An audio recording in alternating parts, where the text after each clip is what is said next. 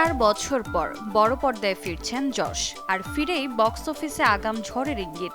গীতু মোহনদাস পরিচালিত toxic a fairy tale for grown আপস মুক্তির আগেই প্রায় 600 কোটি রুপি আয় করেছে এমন দাবি করেছেন প্রবীণ প্রযোজক ডক্টর জি ধনঞ্জয়। তার মতে এটি কেবল তারকা খ্যাতির ফল নয়, বরং সুপরিকল্পিত কৌশলের সফল প্রয়োগ।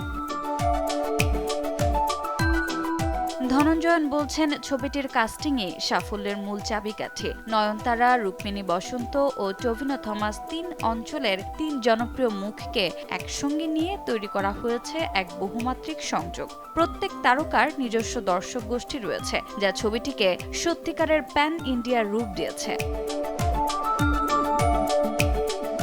প্যান ইন্ডিয়া মানে শুধু ডাবিং নয়, এমনটাই মনে করেন ধনঞ্জয়ন। তার দাবি, 1000 কোটির বেশি আয় করা দক্ষিণী ছবির 40 থেকে 45 অংশ আসে উত্তর ভারত থেকে। তাই শুরু থেকেই দেশের বিভিন্ন ভাষা ও অঞ্চলের দর্শককে মাথায় রেখেই পরিকল্পনা সাজানো হয়েছে টক্সিকের।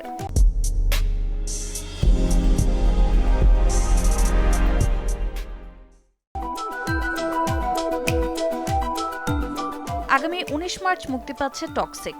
একই দিনে ধুরন্ধর 2 এর সঙ্গেও বক্স অফিসে লড়াই। প্রযোজকের মতে এটি ঝুঁকি নয়, বরং আত্মবিশ্বাসের প্রকাশ। মুক্তির আগেই বিপুল ব্যবসা, তবে শেষ কথা বলবে দর্শকে। প্রেক্ষাগৃহে নামার পরই বোঝা যাবে আগাম সাফল্য বাস্তব বক্স অফিসে কতটা প্রতিফলিত হয়।